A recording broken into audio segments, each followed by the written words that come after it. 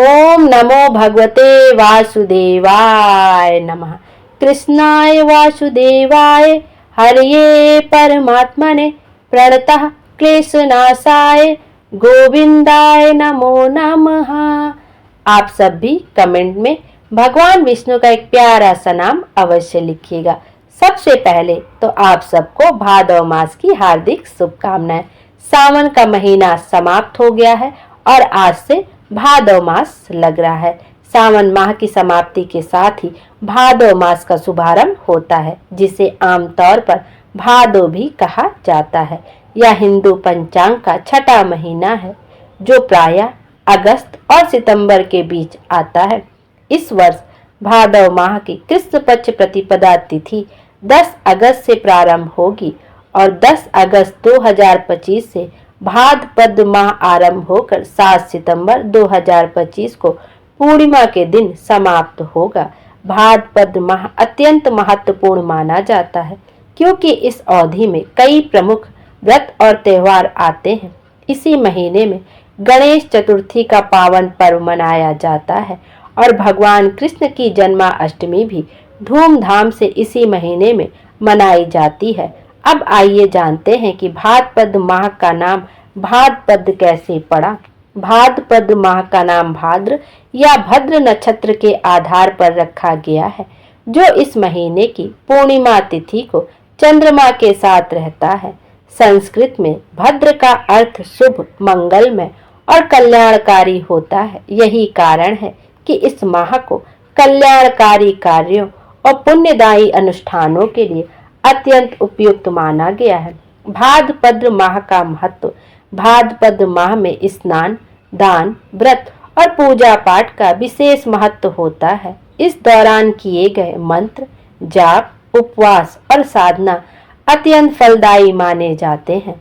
हालांकि मान्यता है कि इस माह में विवाह जैसे मांगलिक कार्य नहीं करने चाहिए। इस माह में भगवान शिव, माता पार्वती, भगवान विष्णु और भगवान श्री कृष्ण और गणेश जी की पूजा विशेष रूप से शुभ और पुण्यकारी मानी जाती है।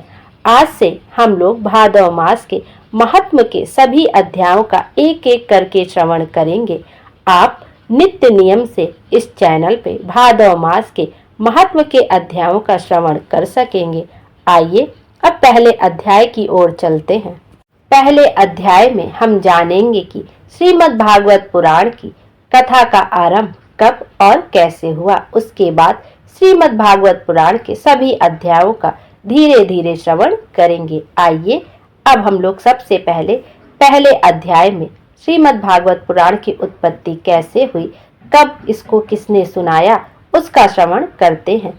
एक बार राजा परीक्षित आखेट हेतु वन में गए।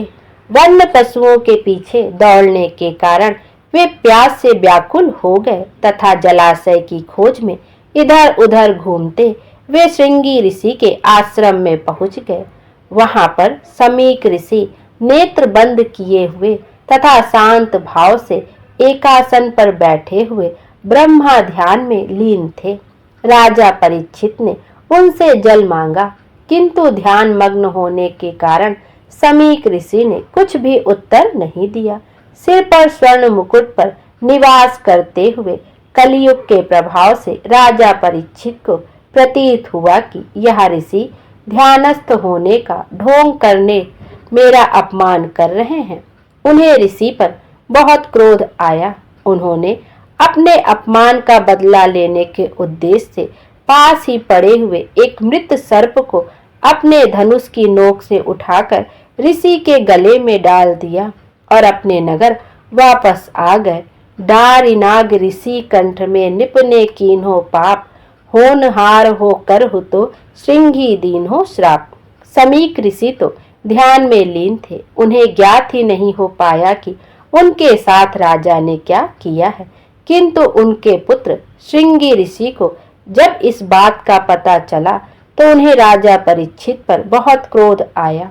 श्रृंगी ऋषि ने सोचा कि यदि यह राजा जीवित रहेगा तो इसी प्रकार ब्राह्मणों का अपमान करता रहेगा। इस प्रकार विचार करके उस ऋषि कुमार ने कमंडल से अपनी अंजलि में जल लेकर तथा उसे मंत्रों से अभिमंत्रित करके राजा परीक्षित को यह श्राप दे दिया कि जा, तुझे आज से 7वें दिन तक्षक सर्प डसेगा। कुछ समय बाद समीक ऋषि के समाधि टूटने पर उनके पुत्र श्रृंगी ऋषि ने उन्हें राजा परीक्षित के कुकृत्य और अपने श्राप के विषय में बताया। श्राप के बारे में सुनकर समीक ऋषि को बहुत दुख हुआ और उन्होंने कहा कि अरे मूर्ख, तूने घोर पाप कर डाला। जरा सी गलती के लिए तूने उस भगवत राजा को घोर श्राप दे डाला। मेरे गले में मृत सर्प डालने के इस कृत्य को राजा ने जानबूझकर नहीं किया है। उस समय वह कलयुग के प्रभाव में था। उसके राज्य में प्रजा सुखी है और हम लोग निर्भीकता पूर्वक जब तक यज्ञ आदि करते रहते हैं। अब राजा के न रहने पर प्रजा में विद्रोह, वर्ण संकर आदि फैल जाएगी और अधर्म का साम्राज्य हो जाएगा। यह राजा श्राप देने योग्य नहीं था, पर तूने उसे श्राप देकर घोर अपराध किया है। कहीं ऐसा ना हो कि वह राजा स्वयं तुझे श्राप दे दे। किंतु मैं जानता हूँ कि वे परम ज्ञानी हैं और ऐसा कदापि नहीं करेंगे। ऋषि समीक को अपने पुत्र के इस अपराध के कारण अत्यंत पश्चाताप होने लगा। राजगृह में पहुंचकर जब राजा परीक्षित ने अपना मुकुट उतारा तो कलयुग का प्रभाव समाप्त हो गया और ज्ञान की पुनः उत्पत्ति हुई। वे सोचने लगे कि मैंने घोर पाप कर डाला है। निरपराध ब्राह्मण के कंठ में मरे हुए सर्प को डालकर मैंने बहुत बड़ा कुकृत्य किया है। इस प्रकार वे पश्चाताप कर रहे थे कि ऋषि समीक का भेजा हुआ एक शिष्य ने आकर उन्हें बताया कि ऋषि कुमार ने आपको श्राप दिया है कि आज से 7वें दिन तक्षक सर्प आपको डस लेगा। राजा परीक्षित ने शिष्य को प्रसन्नता पूर्वक आसन दिया और बोले, ऋषि कुमार ने श्राप देकर मुझ पर बहुत बड़ा उपकार किया है। मेरी भी यही इच्छा है कि मुझ जैसा पापी को मेरे पाप के लिए दंड मिलना ही चाहिए। आप ऋषि कुमार को मेरा यह संदेश पहुंचा दीजिए कि मैं उनके इस कृपा के लिए उनका अत्यंत आभारी हूँ।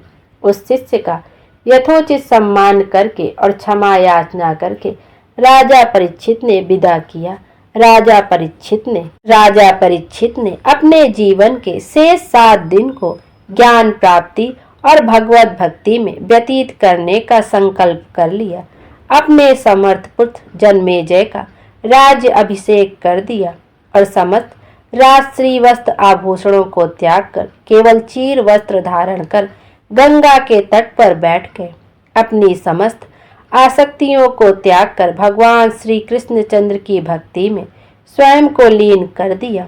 उनके इस त्याग और व्रत के विषय में सुनकर आत्री, वशिष्ठ, च्यवन, अरिष्टनेमि, शारद्वान, पाराशर, अंगीरा, भृगु, परशुराम, विश्वामित्र, इंद्रमद, उत्मथ्य, मेधातिथि, देवल, मैत्रेय, पिप्पलाद, गौतम, भारद्वाज और कंडव, अगस्त, नारद, वेदव्यास आदि ऋषि, महर्षि और देवर्षि अपने अपने शिष्यों के साथ उनके दर्शन को पधारे। राजा परीक्षित ने उन सभी का यथोचित समय अनुकूल सत्कार करके उन्हें आसन दिया, उनके चरणों की वंदना की और कहा, यह मेरा परम सौभाग्य है कि आप जैसे देवता तुल्य ऋषियों के दर्शन प्राप्त हुए। मैंने सत्ता के मद में चूर होकर परम तेजस्वी ब्राह्मण के प्रति अपराध किया है, फिर भी आप लोगों ने मुझे दर्शन देने के लिए यहाँ तक आने का कष्ट किया। यह आप लोगों की महानता है। मेरी इच्छा है कि मैं अपने जीवन के शेष 7 दिनों का सदुपयोग ज्ञान प्राप्ति और भगवत भक्ति में करूं। अतः आप सब लोगों से मेरा निवेदन है कि आप लोग वह सुगम मार्ग बताइए जिस पर चलकर मैं भगवान को प्राप्त कर सकूं। राजा परीक्षित के वचनों को सुनकर सभी अत्यंत प्रसन्न हुए और यथा योग्य उनकी इच्छा को पूर्ण करने का निश्चय कर लिया। उसी समय वहां पर व्यास ऋषि के पुत्र जन्म मृत्यु से रहित परम ज्ञानी श्री सुखदेव जी पधारे। समस्त ऋषियों सहित राजा परीक्षित उनके सम्मान में उठकर खड़े हो गए और उन्हें प्रणाम किया। उसके बाद अर्ध, पाद, माला आदि से सूर्य के समान प्रकाशमान श्री सुखदेव जी की पूजा की और बैठने के लिए उच्च आसन प्रदान किए। उनके बैठने के बाद अन्य ऋषि भी अपने अपने आसन पर बैठ गए। सभी के आसन ग्रहण करने के पश्चात राजा परीक्षित ने मधुर वाणी में कहा, हे ब्रह्मा रूप योगेश्वर, हे महाभाग, भगवान नारायण के सम्मुख आने से जिस प्रकार दैत्य भाग जाते हैं, उसी प्रकार आपके पधारने से महान पाप भी अविलंब भाग खड़े होते हैं। आप जैसे योगेश्वर के दर्शन अत्यंत दुर्लभ है, पर आपने स्वयं मेरी मृत्यु के समय पधार कर मुझ पापी को दर्शन देकर मुझे मेरे संपूर्ण पापों से मुक्त कर दिया है। आप योगियों के भी गुरु हैं, आपने परम सिद्धि प्राप्त की है, अतः कृपा करके यह बताइए कि मरणासन्न प्राणी के लिए क्या कर्तव्य है, उसे किस कथा का श्रवण, किस देवता का जाप, अनुष्ठान, स्मरण तथा भजन करना चाहिए और किन किन बातों का त्याग कर देना चाहिए। समस्त ऋषियों ने राजा परीक्षित के इन प्रश्नों के पूछने के लिए साधुवाद दिया और उनके प्रश्नों के उत्तर देने के लिए महायोगी श्री सुखदेव जी से आग्रह किया। समस्त धर्मों के ज्ञाता परम ज्ञानी श्री सुखदेव जी, जिन्होंने नाल छेदन के समय से ही इस संसार की माया को त्याग कर परमहंस व्रत से ब्रह्मा ज्ञान प्राप्त किया है, उनके प्रश्नों का उत्तर देने के लिए तैयार हो गए। महायोगेश्वर श्री सुखदेव जी बोले, हे राजा परीक्षित, एक राजा होने के नाते तुम अपने कल्याण के साथ ही साथ सभी के कल्याण की चिंता तुमको रहती है, इसलिए तुमने यह अति उत्तम प्रश्न किया है। इससे तुम्हारे कल्याण के साथ ही साथ दूसरों का भी कल्याण अवश्य ही होगा। मनुष्य जन्म लेने के पश्चात संसार के माया जाल में फंस जाता है और उसे मनुष्य योनि का वास्तविक लाभ प्राप्त नहीं हो पाता। उसका दिन काम धंधों में और रात नींद तथा स्त्री प्रसंग में बीत जाता है। अज्ञानी मनुष्य स्त्री, पुत्र, शरीर, धन, संपत्ति, संबंधियों आदि को अपना सब कुछ समझ बैठता है। वह मूर्ख पागल की भांति उनमें रम जाता है और उनके मुंह में अपनी मृत्यु से भयभीत रहता है, पर अंत में मृत्यु का ग्रास होकर चला जाता है। मनुष्य को मृत्यु के आने पर भयभीत तथा व्याकुल नहीं होना चाहिए। उस समय अपने ज्ञान से वैराग्य लेकर संपूर्ण मोह को दूर कर लेना चाहिए। अपनी इंद्रियों को वश में करके उन्हें सांसारिक विषय वासनाओं से हटाकर चंचल मन को दीपक की लौ के समान स्थिर कर लेना चाहिए। इस समस्त प्रक्रिया के मध्य ओम का निरंतर जाप करते रहना चाहिए, जिससे कि मन इधर उधर ना भटके। इस प्रकार ध्यान करते करते मन भगवत प्रेम के आनंद से भर जाता है, फिर चित्त वहां से हटने को नहीं करता है। यदि मूढ़ मन रजोगुण और तमोगुण के कारण स्थिर ना रहे तो साधक को व्याकुल ना होकर धीरे धीरे धैर्य के साथ उसे अपने वश में करने का उपाय करना चाहिए। उसी योग धारणा से योगी को भगवान के दर्शन हृदय में हो जाते हैं और भक्ति की प्राप्ति होती है। राजा परीक्षित ने पूछा, हे महाभाग, वह कौन सी धारणा है जो अज्ञान रूपी मैल को शीघ्र दूर कर देती है और उस धारणा को कैसे किया जाता है? उनके इस प्रश्न के उत्तर में श्री सुखदेव जी ने कहा, हे परीक्षित, योग की साधना करने वाले साधक को सबसे पहले अपने शरीर को वश में करने के लिए यथोचित आसन में बैठना चाहिए। तत्पश्चात क्रिया शक्ति को वश में करने के लिए प्राणायाम का साधन करना चाहिए। साथ ही साथ विषय एवं कामनाओं को त्याग कर इंद्रियों को अपने नियंत्रण में करना चाहिए।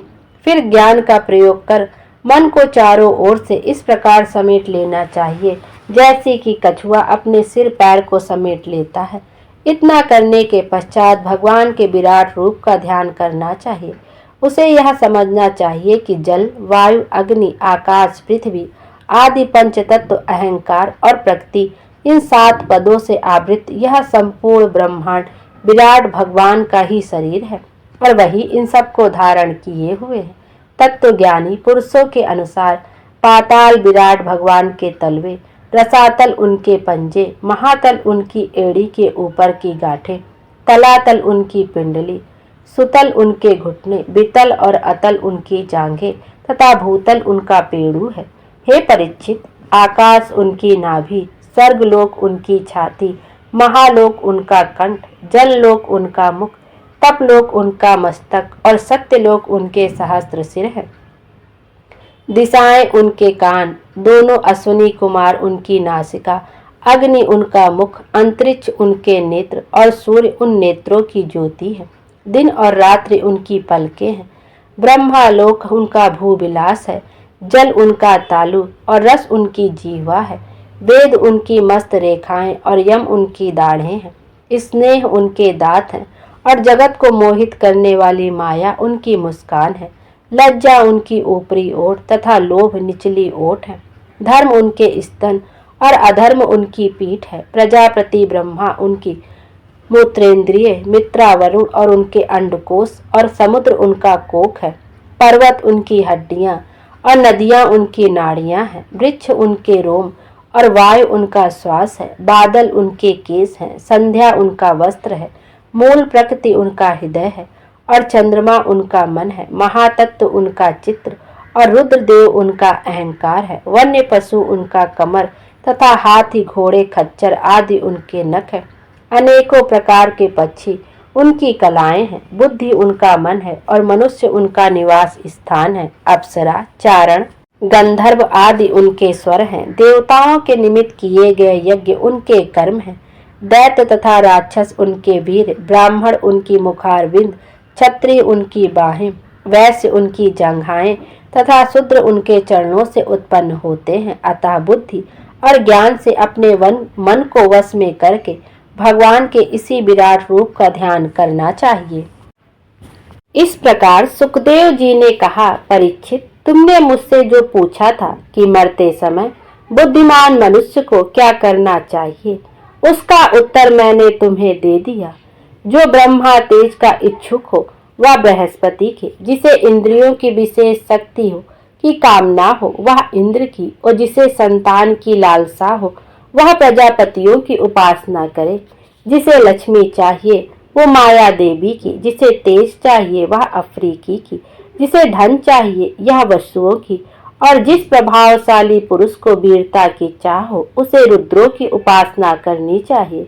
जिसे बहुत अन्न प्राप्त करने की इच्छा हो वो अदिति का, जिसे स्वर्ग की कामना हो वो अदिति के पुत्र देवताओं का, जिसे राज्य की अभिलाषा हो वह विश्व देवों का, और जो प्रजा को अपने अनुकूल बनाने की इच्छा रखता हो उसे साध्य देवताओं की आराधना करनी चाहिए।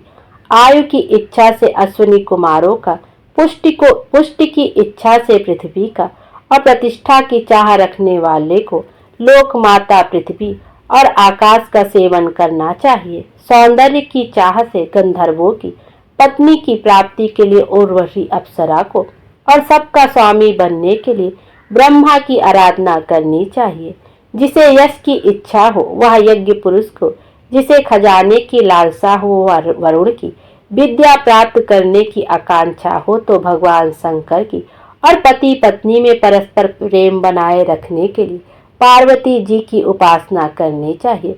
धर्म उपार्जन करने के लिए विष्णु भगवान की, वंश परंपरा की रक्षा के लिए पितरों की, बाधाओं से बचने के लिए यक्षों की, और बलवान होने के लिए मरुदणी को आराधना करनी चाहिए। राज्य के लिए मनवंतरों के अधिपति देवों को, अभिचार के लिए निवृत्ति को, भोगों के लिए चंद्रमा को, और निष्कामता प्राप्त करने के लिए परम पुरुष नारायण को भजना चाहिए।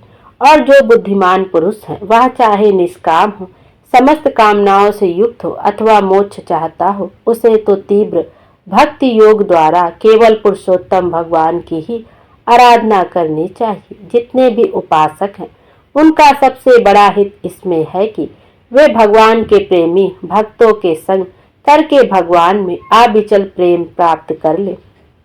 ऐसे पुरुषों के जो भगवान की लीला कथाएं होती हैं उनसे उस दुर्लभ ज्ञान की प्राप्ति होती है जिससे संसार सागर की त्रिगुणमयी तरंग मालाओं के थपेड़े शांत हो जाते हैं।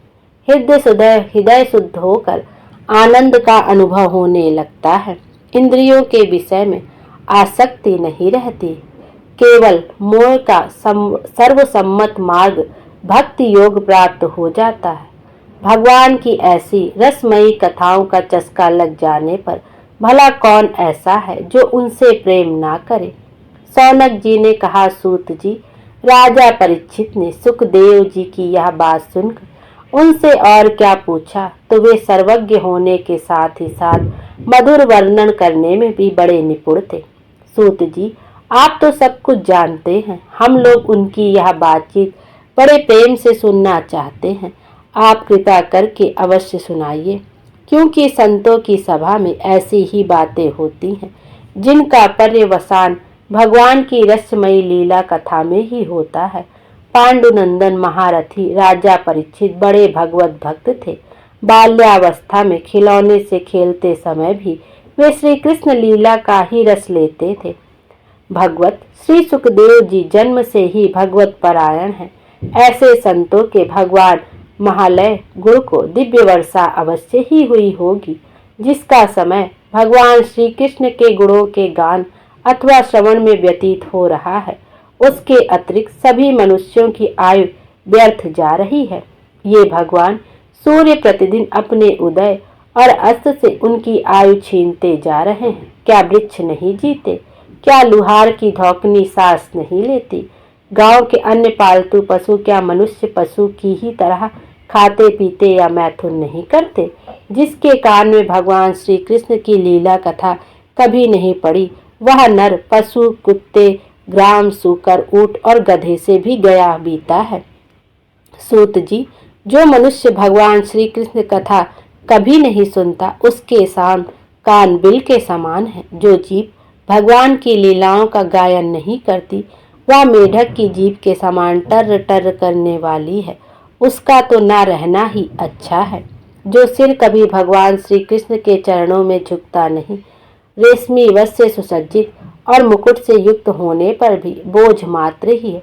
जो हाथ भगवान की सेवा पूजा नहीं करते, वे सोने के कंगन से भूषित होने पर भी मुर्दे हाथ हैं। इस तरह से पहला अध्याय यहीं पर समाप्त होता है, जिसमें श्रीमद् भागवत पुराण कैसे शुरू हुई उसका कथा का वर्णन है।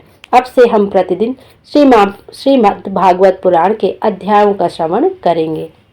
विष्णु भगवान हम सब की मनोकामनाएं पूर्ण करें और हमारे जीवन को खुशियों से भर दें। Thank you.